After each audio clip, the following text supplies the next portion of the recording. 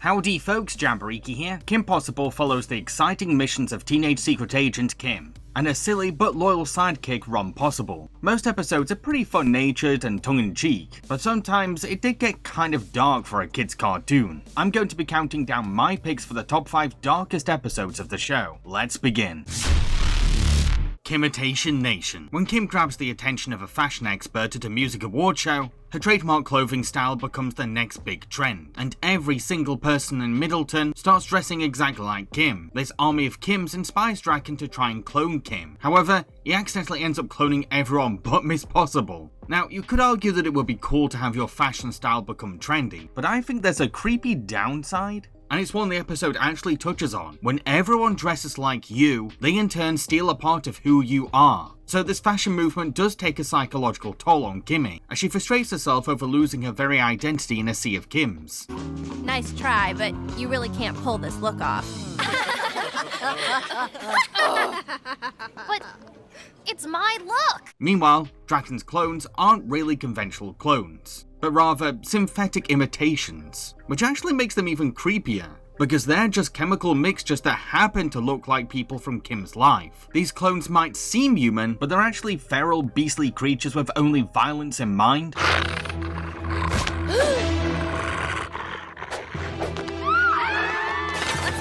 You can't reason with them or beg for their mercy, because they're nothing more than evil incarnate. To make matters worse, Draken is eventually successful at cloning Kim, so now, while already facing her own identity crisis, she has to fight superpowered copies of herself.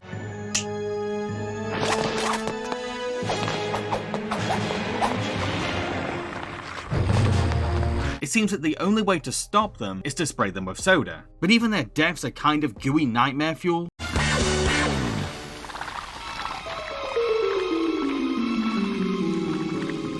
Kimitation Nation might be the least darkest episode on this list, but it still showcases Kim Possible's disturbing side. From the mental anxiety of being copied without consent, to the menacing threat of synthetic clones out for Kim's blood.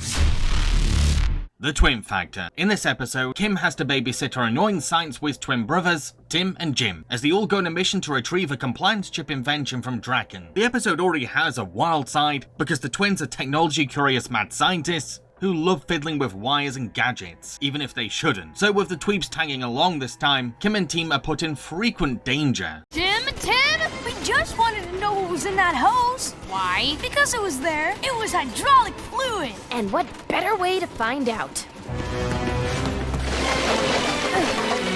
But what makes the episode truly dark to me is the concept of the compliance chip itself, which Draken abuses to his heart's content on Shigo. There's something truly unsettling about seeing the usually cynical Shigo being turned into a mind slave with dead eyes and a shrill, cheery voice. Want to hear more scintillating stories from my formative years, Yes, Dr. Draken. Draken takes things further when he plants a copy of the chip on Kim. Yes, our beloved dependable hero is now a mindless zombie for a nemesis, leaving everyone else severely vulnerable. Dr. Draken will see you now. I also can't be the only one who sees a creepy misogyny behind Draken's actions too. I mean, he's brainwashed a woman and a teenage girl into his bidding, with a gleeful excitement over his newfound toxic masculine power. Dr. Draken, you are very smart and look good in this light. Now, see, she sells it. I think what rubs me the wrong way as well is that Shigo says that she was totally conscious while she was under the chip's command. So, she could see exactly what was happening, but couldn't do a single thing about it. Yikes. For future reference, the chip made me obey every command, but I was aware of exactly what was happening. Sure, the twins help save the day by the episode's end, but in an unexpected twist, Kim herself ends up using the chips to send the rowdy boys to sleep. Yep, despite a traumatic experience, she's happy to abuse the chip's power too. Honey, what have the boys got on their foreheads? Huh? What? Downhill. When Kim and her class go on a ski trip together, Ron and Principal Barkin sneak off to get a picture of a legendary snow beast, only to meet mad scientist Dean and Amy, who's been splicing animals together to create her very own species. This episode is very ambiguous about the monster legend at first, leaving us wondering if it's just an urban myth or a genuine threat. It's this mystery that gives the ski resort a spooky atmosphere before we've even met our villain. Wait a minute. I hear something. Teeth chattering, knees knocking, bladder sloshing, that's me. Shh. Listen.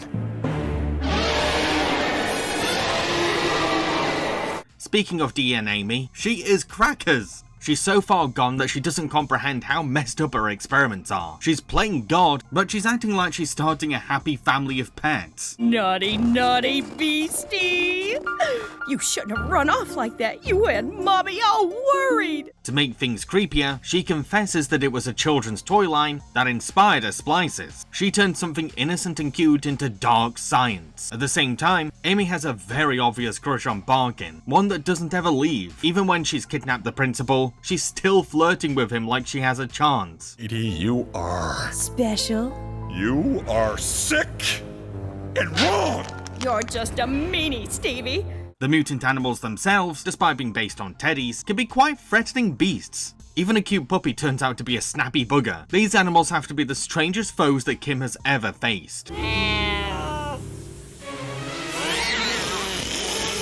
However, what makes this episode truly worthy of this list is when Amy decides to fuse Barkin with little Rufus. Something so traumatizing that it makes everyone cry in fear. The end result is quite deranged, and made sadder by how Rufus is still sort of in there. Rufus, I know you're in there, buddy. It's me. Aww. That's my Rufus. Thankfully, as always, Kim swiftly rescues everyone, and our villain is luckily defeated. But a happy ending will not wipe our memories of an episode this strange and disturbing. Blush. Draken is fed up of being foiled by Kim every time, so he sprays her with chemicals that cause her to slowly disappear whenever she blushes. This isn't some cool invisibility trick, she will literally vanish forever in death by embarrassment. It's a disturbing premise for a kid's show adventure when you think about it, because for the whole episode, she's in constant danger of popping out from existence.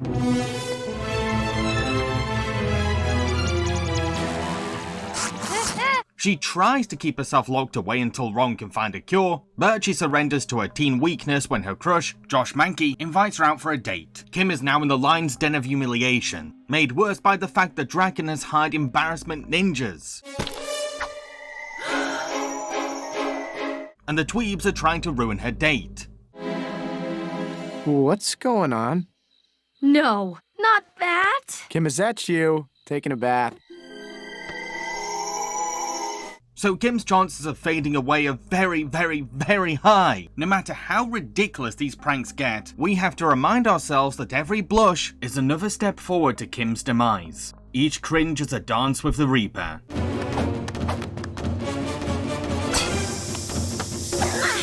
The fact that the vanishing curse is represented as a whirling vortex is extra freaky. It's like time and space itself is sucking her away, with said hole getting bigger and bigger with every red face. The subplot, which follows Ron's quest for the cure, is just as intense, because he's in the middle of a harsh jungle, which is full of natural hazards around every corner. So Ron's plot isn't even a relaxing break from Kim's nightmare. Initiating parachute measures now. Oops, Wade! We're free falling off a cliff! This is no time for oops! Don't worry, Ron retrieves the antidote, which thankfully cures Kim, and the day ends with a cute kiss. However, there's no denying how scary it was to see Kimmy at the edge of dematerialization this episode. Before I reveal my number one pick, please know that I've made many other videos on darkest cartoon episodes on my channel, so please go check them out when you can. Thank you.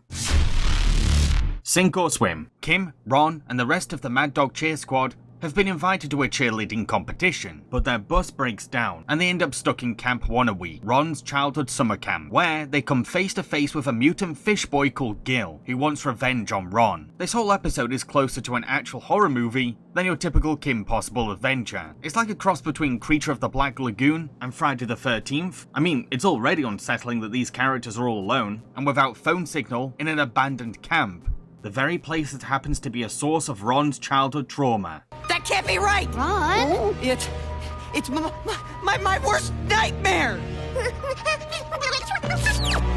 Return to Camp Wannaweep!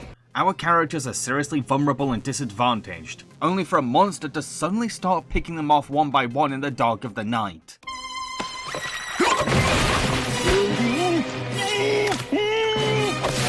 Once captured, Gil then mutates everyone into a fellow fish creature so that he doesn't feel alone as a mutant. Said transformations are genuinely creepy to watch because they're slow, gradual, and painful.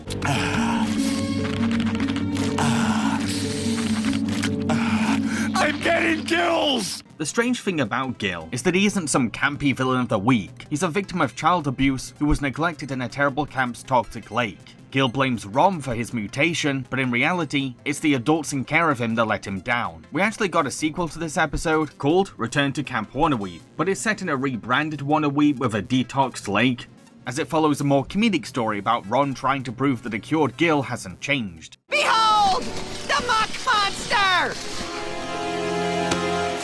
Dude, what's your damage? I want to surprise everyone with my mascot outfit. Outfit? Sure, Gil becomes a mutant again later on, but he just recycles the same shtick as before, except this time, the episode lacks the same spooky camp atmosphere, hence why it didn't make this list. But Sink and Swim? Yeah, this one is definitely Kim Possible at its darkest. So those are all my picks. Which Kim Possible episode traumatized you the most? Let everyone know in the comments below. I've been Jamboriki, feel free to like, share, and subscribe. Cheerio, folks.